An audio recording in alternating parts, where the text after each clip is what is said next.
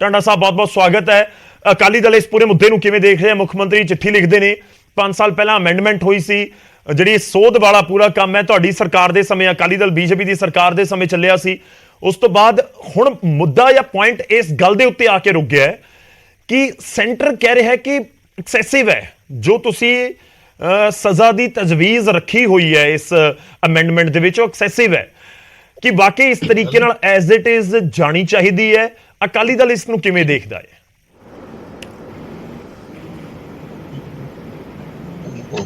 Sir नजरिए कई है इस चीज ਨੂੰ ਦੇਖਣ ਦੇ। ਇੱਕ ਤਾਂ ਇਹ ਹੈ ਕਿ ਜਿਹੜੀ ਐਗਜ਼ਿਸਟਿੰਗ ਸਜ਼ਾ ਕਿ ਉਹਦੇ ਚ ਸਜ਼ਾ ਦਵਾਈ ਤੁਸੀਂ ਅਜੇ ਤੱਕ ਕਿਸੇ ਨੂੰ, that is the first issue। Second issue ਹੈ ਕਿ ਇਹ ਬੇਅਦਬੀ, ਮੈਂ ਅੱਜ ਫਿਰ ਰਿਪੀਟ ਕਰਦਾ, ਮੈਂ ਕੰਸਿਸਟੈਂਟਲੀ ਕਹਿੰਦਾ ਬੇਅਦਬੀ ਕਰਾਉਣ ਵਾਲੀਆਂ ਉਹ ਪਾਰਟੀਆਂ ਨੇ ਜਿਨੇ ਇਸ ਮੁੱਦੇ ਨੂੰ ਚੱਕਿਆ, ਜਿਨੇ ਇਸ ਮੁੱਦੇ ਦਾ ਫਾਇਦਾ ਲਿਆ। ਐਂਡ ਹੁਣ ਚਿੱਠੀ ਲਿਖ ਦੇਣਾ नीति आयोग ने कहता सी जाना नहीं, जिथे आमने सामने बैठ के गल होनी सी कि फोटो खिंचा के नहीं आना, उन्हें चिट्ठी के बाद भी अखबार खबर ही लगनी। और होना की है, चिट्ठी थोड़ी डस्टबिन च चले जानी है, बिकॉज तुसी इन्ने ज्यादा रिलेशंस बिगाड़े हुए हैं। तुसी गवर्नर नूं गालां कढदे हो, माड़ा बोलदे हो, तुसी गवर्नमेंट च आके केजरीवाल साहब दा राजनीति धरना देण लग जाना, हरेक नूं पुट्ठा बोलना, हरेक नूं चोर बेईमान कहना। ਇਹ ਸਿਚੁਏਸ਼ਨ ਜਿਹੜੀ ਤੁਸੀਂ ਰਾਈਜ਼ ਕਰਾਈ ਹੈ, ਦੇਖੋ ਅਕਾਲੀ ਦਲ ਵੀ ਗਵਰਨਮੈਂਟ 'ਚ ਰਿਹਾ ਜਦ ਸੈਂਟਰ ਦੇ ਵਿੱਚ ਕਾਂਗਰਸ ਸੀ, ਸਾਡੀ ਨਹੀਂ ਸੀ ਉਹਨਾਂ ਨਾਲ, ਪਰ ਸਾਡੇ ਕਦੇ ਇਸ ਹਾਲਾਤ ਤੇ ਹਾਲਾਤ ਨਹੀਂ ਪਹੁੰਚੇ। ਕਈ ਗਵਰਨਮੈਂਟਸ ਹੋ ਰਹੀਆਂ, ਸ਼ੀਲਾ ਦੀਕਸ਼ਿਤ ਦੀ ਰਹੀ, ਆਪਾਂ ਨੇੜ ਦੀਆਂ ਲੈ ਲਈਏ, ਹੁਣ ਤੁਸੀਂ ਲੈ ਲਓ ਉੜੀਸਾ ਦੀ ਸਰਕਾਰ ਵੀ ਹੈ, ਉਹ ਵੀ ਸਰਕਾਰ ਚੱਲ ਰਹੀ ਹੈ, ਉਸ ਇਸ ਹੱਦ ਤੱਕ ਗਾਲੀ ਗਲੋਚ ਤੇ ਨਹੀਂ ਆਏ। ਇਹ ਜਿਹੜੀ ਰਵਾਇਤ ਪੈਦਾ ਕਰਤੀ ਕਨਫਰੰਟੇਸ਼ਨ ਦੀ, ਇਹਦੇ 'ਚ ਲਾਭ ਨਹੀਂ ਹੁੰਦਾ, ਨੁਕਸਾਨ ਹੁੰਦਾ। एंड पंजाब का नुकसान तो ये सरकार ने जितन दे आए हैं उदन दे ही कुछ करन लगे हुए हैं। पंजाब का खजाना लुट लो, पंजाब के इश्तिहार बाहर लवा लो, हुण नवे आम आदमी पार्टी के बंदियां दी नियुक्तियां करतियां, पूरे पंजाब च लॉ अफसर ला ले, हर किते लुट खसुट जिहड़ा तुसीं इल्जाम ला के राइड करके आए सी, एक छोटा जिहा ऐड कर दो, जवाब तो दे लो पहला। नहीं, ਤੁਹਾਡਾ ਪੁਆਇੰਟ ਆ ਗਿਆ, ਤੁਹਾਡਾ ਪੁਆਇੰਟ ਆਇਆ ਸਰ। ਪਰ ਦੇਖੋ ਇੱਕ ਸਵਾਲ ਇਹ ਵੀ ਹੈ, ਤੁਸੀਂ ਤੁਹਾਡੀ ਗੱਲ ਦਾ ਜਾਂ ਤੁਹਾਡੇ ਬਿਆਨ ਦਾ ਮਤਲਬ ਇਹ ਕੱਢਿਆ ਜਾ ਰਿਹਾ ਹੈ ਕਿ ਜੇ ਪੰਜਾਬ ਸਰਕਾਰ ਦੇ ਸੈਂਟਰ ਦੇ ਨਾਲ ਰਿਸ਼ਤੇ ਬਹੁਤ ਸੁਹਿਰਦ ਹੋਣ ਤਾਂ ਫਿਰ ਇਹ ਬਿੱਲ ਪਾਸ ਹੋ ਸਕਦਾ ਹੈ। ਪਰ ਪੁਆਇੰਟ ਇਹ ਕਿ ਤਾਂ 2018 ਦਾ 2018 ਚ ਕੈਪਟਨ ਅਮਰਿੰਦਰ ਸਿੰਘ ਸੀ ਮੁੱਖ ਮੰਤਰੀ ਉਸ ਸਮੇਂ ਦੇ ਤੇ ਸੈਂਟਰ ਦੇ ਰਿਲੇਸ਼ਨ ਬਹੁਤ ਵਧੀਆ ਕਹੇ ਜਾਂਦੇ ਸੀ, 4 ਸਾਲ ਉਹ ਵੀ ਨਹੀਂ ਪਾਸ ਕਰਵਾ ਪਾਏ। मैं नहीं गल कर रहा, मैं चिट्ठी कढ़न ते कह रहे हैं कि तुसी क्यों नहीं पर्सनली जाके मिल सकते? चिट्ठी को कढ़नी पैंदी है। तुसी परसुएसिवनेस थोड़ी कित्थे गई, खत्म हो गई, तुसी खोली अपनी परसुएसिवनेस। तुसी जाके मिलदे हो, मिलके गल करदे हो। कैप्टन दे टाइम भी जाके मिलदे सी, मिलके गल हुंदी सी। हुण इशू है इहदे ते डायलॉग होना चाहिए। डायलॉग चिट्ठियां नाल तां नहीं हुंदा। जे चिट्ठियां नाल ही डायलॉग हो जाता होवे तां कूटनीति पूरी दुनिया दी लीडर्स दा आना जाना मिलना बंद ही कर देन, चिट्ठियां नाल ही कर लिया करन। मिलना, फिजिकली बैठना, फिजिकली कन्विंस करना, रिपोर्ट बनाना बड़ी इंपॉर्टेंट चीज होंदी है। उहदे ते सफर कौन करदा है? स्टेट सफर करदी है। जी जी जी ठीक है, आपां जवाब ले लिए। कंग साहब देखो पॉइंट तो वैलिड है कि जे आपां चिट्ठियां दे जरिए सारा कुछ करना है। हुण उन्हां नूं चिट्ठी लिखण तो ही प्रॉब्लम, कहंदे तुसीं चिट्ठी लिखो कोई दिक्कत नहीं, पर तुसीं अपनी जाके गल रखो ना सेंटर के सामने, उन्हां दे नुमाइंदे दे सामने, गृह मंत्री के सामने कि देखो ये पंजाब दे विच है। मैं लैटर पढ़ रहा सी, उस दे विच ये भी बकायदा मैंशन किया गया कि असीं बॉर्डर स्टेट है, इस करके कम्यूनल हारमोनी इत्थे सही रहे, उसनूं ध्यान दे विच रखना है, इस करके जरूरी है कि तुसीं जल्द तो जल्द पास करो। ये मिलके जदों कहियां जाणगीआं बड़ियां सॉलिड होणगीआं गल्लां मूँह दे विचों सामने निकलियां होईआं। पहली गल तो गौरव जी, ये चिट्ठी का जवाब चिट्ठी च है। जो भाजपा की केंद्र सरकार ने चिट्ठी लिखी कि बेअदबियां नूं लैके उम्र कैद की सजा, सजा ज्यादा तो नहीं हो जाऊगी। ये भाजपा कहती है सजा ज्यादा तो नहीं, इसका मतलब भाजपा की मंशा समझो तुसी। भाजपा नूं बेअदबियां नाल कोई फर्क ही नहीं पैंदा। ते अकाली दल की मजबूरी मैं समझ गया। अकाली दल ने जिस हिसाब नाल हुण बयान दिता तुहाडे टीवी ते, वो ते साबित करता है भी अकाली दल ते चाहुंदा है भी बेअदबियां ते सजा किसी नूं मिले ही ना। अकाली दल दी ते ਤੁਹਾਡੇ ਵਾਲੇ ਪਾਸੇ ਉਂਗਲ ਚੁੱਕਦੇ ਨੇ। ਤੁਹਾਡਾ ਨਾਮ ਬੇਸ਼ੱਕ ਉਹਨਾਂ ਨੇ ਨਹੀਂ ਲਿਆ, ਪਰ ਤੁਹਾਡੇ ਵਾਲੇ ਪਾਸੇ ਉਂਗਲ ਚੁੱਕਦੇ ਨੇ, ਕਹਿੰਦੇ ਦੇਖੋ ਕਿਹੜੀਆਂ ਸਿਆਸੀ ਪਾਰਟੀਆਂ ਨੂੰ ਫਾਇਦਾ ਹੋਇਆ, ਬੇਅਦਬੀ ਉਹਨਾਂ ਨੇ ਕਰਵਾਈ। ਨਹੀਂ फायदा किसी कोई गुरु ग्रंथ साहब की बेअदबी तो जो फायदा लऊगा ना, तो इन्हां दी लीडर का ही बयान है, तो बयान गुरु साहब ने पूरा भी करता भी कुख ना रवे, ਤੇ ਉਹ ਕਰਾਉਣ ਵਾਲਾ ਵੀ ਤੇ ਕਰਾਉਣ ਵਾਲੇ ਨੂੰ ਬਚਾਉਣ ਵਾਲੇ ਦਾ ਵੀ, ਉਹ ਸਾਰਿਆਂ ਦਾ ਅਸ਼ਰ ਵੇਖ ਲਿਆ। ਮੇਰਾ ਕਹਿਣ ਤੋਂ ਭਾਵ ਹੈ ਵੀ ਇੱਕ ਸੈਂਟਰ ਨੇ ਕਿਹਾ ਵੀ ਇਹ ਚਿੱਠੀ ਲਿਖ ਕੇ ਵੀ ਇਹ ਜਿਹੜੀ ਪਨਿਸ਼ਮੈਂਟ ਹੈ ਇਹ ਇਨਹਾਂਸ ਹੈ, ਜ਼ਿਆਦਾ ਹੈ, ਇਹ ਜ਼ਿਆਦਾ ਨਹੀਂ। ਇਸ ਕਰਕੇ ਇੱਕ ਤੇ ਉਹਨਾਂ ਦਾ ਪੱਖ ਪਤਾ ਲੱਗ ਗਿਆ। ਅਕਾਲੀ ਦਲ ਉਹਨਾਂ ਦੀ ਪਿੱਠ ਪੂਰੇ, ਅਕਾਲੀ ਦਲ ਚਾਹੁੰਦਾ ਨਹੀਂ ਬੇਅਦਬੀ ਦਾ ਜਿਹੜਾ ਹੈ ਇਨਸਾਫ ਮਿਲੇ ਜਾਂ ਸਜ਼ਾ ਮਿਲੇ। ਦੇਖੋ ਗੱਲ ਇਹ ਆ, ਬੇਅਦਬੀ ਦਾ ਮਸਲਾ ਪੰਜਾਬ 'ਚ ਬਹੁਤ ਮਾਇਨੇ ਰੱਖਦਾ ਹੈ।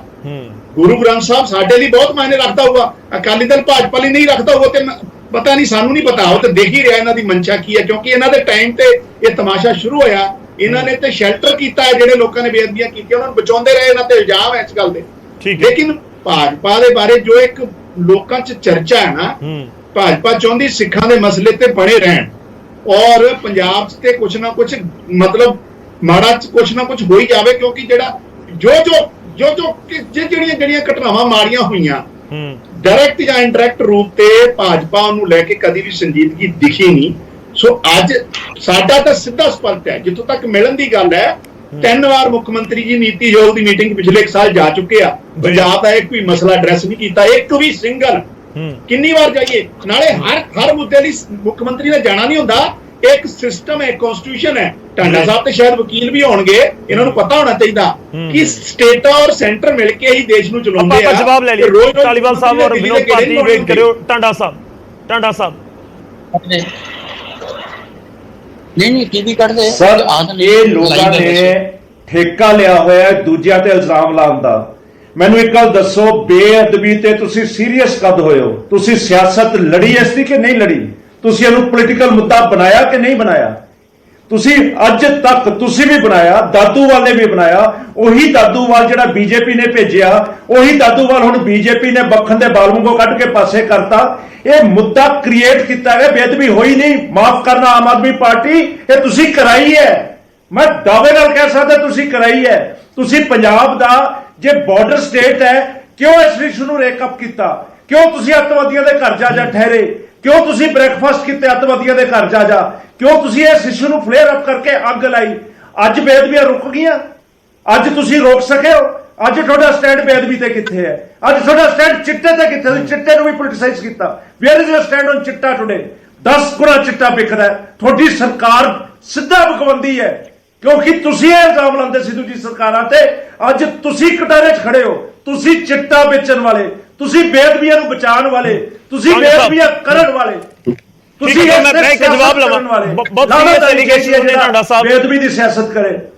ਕੰਗ ਜੀ ਮੈਂ ਧਾਲੀਵਾਲ ਸਾਹਿਬ ਦਾ ਰੁਕ ਕਰਨਾ, ਉਸ ਤੋਂ ਬਾਅਦ ਕੰਗ ਜੀ। ਦੇਖੋ 2015 ਚ ਜਦੋਂ ਬੇਅਦਬੀ ਦੀ ਘਟਨਾ ਸਭ ਤੋਂ ਵੱਡੀ ਹੋਈ ਨਾ, ਉਦੋਂ ਅਕਾਲੀ ਦਲ ਭਾਜਪਾ ਦੀ ਸਰਕਾਰ ਸੀ ਔਰ ਜਿਹੜੇ ਪੀਸਫੁਲੀ ਪ੍ਰੋਟੈਸਟ ਕਰ ਰਹੇ ਸਿੱਖਾਂ ਤੇ ਗੋਲੀਆਂ ਚਲਾ ਕੇ ਸ਼ਹੀਦ ਅਕਾਲੀ ਦਲ ਦੀ ਸਰਕਾਰ ਨੇ ਕੀਤਾ। ਭੁੱਲ ਜਾਂਦੇ, ਇਹਨਾਂ ਨੂੰ ਪਤਾ ਨਹੀਂ ਹੈ ਸ਼ਾਇਦ ਕਿ ਅਕਾਲੀ ਦਲ ਨੇ ਉਦੋਂ ਦਾ ਡੀਜੀਪੀ ਜਿਹੜਾ ਸੈਣੀ ਉਹਨੇ ਗੋਲੀਆਂ ਚਲਾ ਕੇ ਪੀਸਫੁਲੀ ਪ੍ਰੋਟੈਸਟ ਕਰਦੇ ਲੋਕਾਂ ਨੂੰ ਮੌਤ ਦੇ ਘਾਟ ਸ਼ਹੀਦ ਕਰਤਾ ਸੀ। ਇਸੇ ਕਰਕੇ ਲੋਕਾਂ ਤੱਕ ਗੱਲ ਪਹੁੰਚ ਸਕੇ। ਟਾਂਡਾ ਸਾਹਿਬ ਮੈਂ ਤੁਹਾਡੇ ਕੋਲ ਆ ਰਿਹਾ, ਮੈਂ ਕੋਸ਼ਿਸ਼ ਕਰ ਰਿਹਾ ਕਿ ਪੂਰਾ ਟਾਈਮ ਦੇਵਾਂ, ਇੱਕ ਇੱਕ ਕਰਕੇ ਤੁਹਾਡੀ ਵੀ ਗੱਲ ਪਹੁੰਚੇ, ਕੰਗ ਜੀ ਦੀ ਵੀ ਗੱਲ ਪਹੁੰਚੇ। ਇੱਕ ਵਾਰ ਉਹਨਾਂ ਨੂੰ ਕੰਪਲੀਟ ਕਰ ਲੈਣ ਦਿਓ। ਕੰਗ ਜੀ ਕੰਪਲੀਟ ਕਰ ਲਓ ਸਰ ਤੁਸੀਂ। ਦੇਖੋ ਮੈਂ ਪੁਆਇੰਟ ਪਤਾ ਕੀ ਚੁੱਕ ਰਿਹਾ। ਦੇਖੋ ਗੱਲ ਇਹ ਹੈ ਕਿ ਐਲੀਗੇਸ਼ਨਸ ਤਾਂ ਮੈਂ ਪਿਛਲੇ 8-10 ਸਾਲ ਤੋਂ ਸੁਣ ਰਹੇ ਹਾਂ। 2015 ਤੋਂ ਲੈ ਕੇ ਹੁਣ ਤੱਕ ਸਰਕਾਰਾਂ ਬਦਲ ਗਈਆਂ, ਮੁੱਖ ਮੰਤਰੀ ਬਦਲ ਗਏ, ਐਲੀਗੇਸ਼ਨਸ ਦੀ ਭਰਮਾਰ ਹੈ। ਲੋਕਾਂ ਕੋਲ ਉਹੀ ਸਵਾਲ ਹੈ ਕਿ ਅਗਲੀ ਵਾਰ ਹੋਵੇ ਨਾ, ਬਸ ਨਾ ਮਰਿੰਡਾ ਦੇਖਣਾ ਨਾ ਪਵੇ ਅਗਲੀ ਵਾਰ ਬੇਅਦਬੀ ਵਰਗੀ ਘਟਨਾ ਕੋਈ ਹੋਰ। ਉਸ ਦੇ ਲਈ ਅਸੀਂ ਕੀ ਕਰੀਏ? ਜਿਹੜੀਆਂ ਪਿਛਲੀਆਂ ਘਟਨਾਵਾਂ ਹੋਈਆਂ ਉਹਨਾਂ ਨੂੰ ਲੈ ਕੇ ਜਿੱਥੇ ਚਲਾਨ ਪੇਸ਼ ਮਾਨ ਸਾਹਿਬ ਦੀ ਸਰਕਾਰ ਨੇ ਕੀਤੇ ਆ, ਪਹਿਲਾਂ ਤੇ ਭਾਈ ਭਤੀਜਾਵਾਦ ਇੱਕ ਦੂਜੇ ਨੂੰ ਬਚਾਉਣ ਦੀ ਗੱਲ ਕਰਦੀ ਰਹੀ, ਕਾਂਗਰਸ ਇਹਨਾਂ ਨੂੰ ਬਚਾਉਂਦੀ ਰਹੀ। ਇਹਨਾਂ ਦੇ ਟਾਈਮ ਜੋਰਾ ਸਿੰਘ ਕਮਿਸ਼ਨ ਬਣਿਆ, ਉਹਦੀ ਰਿਪੋਰਟ ਬਾਦਲ ਸਾਹਿਬ ਦੇ ਦਫ਼ਤਰ ਦੇ ਬਾਹਰ ਪਈ ਰਹੀ, ਉਹਨਾਂ ਨੇ ਰਿਪੋਰਟ ਹੀ ਨਹੀਂ ਵੇਖੀ।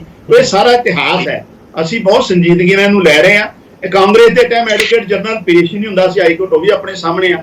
ਸੋ ਅਸੀਂ ਤਾਂ ਹੀ ਕਿਹਾ ਐਨਹਾਂਸਮੈਂਟ ਆਫ ਪਨਿਸ਼ਮੈਂਟ ਵਾਲਾ ਜਿਹੜਾ ਬਿੱਲ ਹੈ, ਕਿਉਂ ਕੇਂਦਰ ਨੇ ਰੋਕ ਰੱਖਿਆ ਹੈ? ਗੱਲ ਮੁੱਦਾ ਤੇ ਆ ਕਿ ਵੱਧ ਤੋਂ ਵੱਧ ਸਜ਼ਾ ਨਹੀਂ ਹੋਣੀ ਚਾਹੀਦੀ ਗੁਰੂ ਗ੍ਰੰਥ ਸਾਹਿਬ ਜਾਂ ਬਾਕੀ ਧਾਰਮਿਕ ਗ੍ਰੰਥਾਂ ਦੀ ਬੇਅਦਬੀ ਅਗਰ ਹੁੰਦੀ ਆ। ਬੜਾ ਬੇਸਿਕ ਸਵਾਲ ਹੈ, ਉਹਨੂੰ ਲੈ ਕੇ ਸੈਂਟਰ ਨੇ ਕਿਉਂ ਇਹ ਪੈਂਡਿੰਗ ਕੀਤਾ ਹੋਇਆ?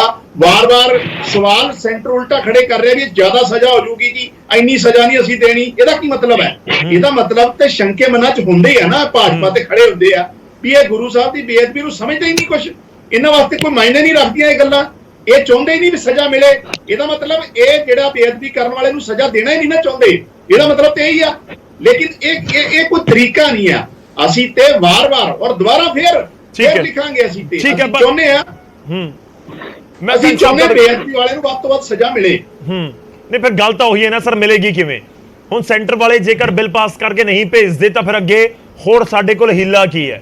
ਪੁਆਇੰਟ ਤਾਂ ਇਹ ਵੀ ਹੈ ਕਿ ਜੇਕਰ ਉਧਰੋਂ 5 ਸਾਲ ਹੋ ਗਏ, ਅਗਲੇ 5 ਸਾਲ ਹੋਰ ਨਿਕਲਣ, ਕੋਈ ਹੋਰ ਘਟਨਾ ਵਾਪਰੇ ਤਾਂ ਕਰੀਏ ਕੀ?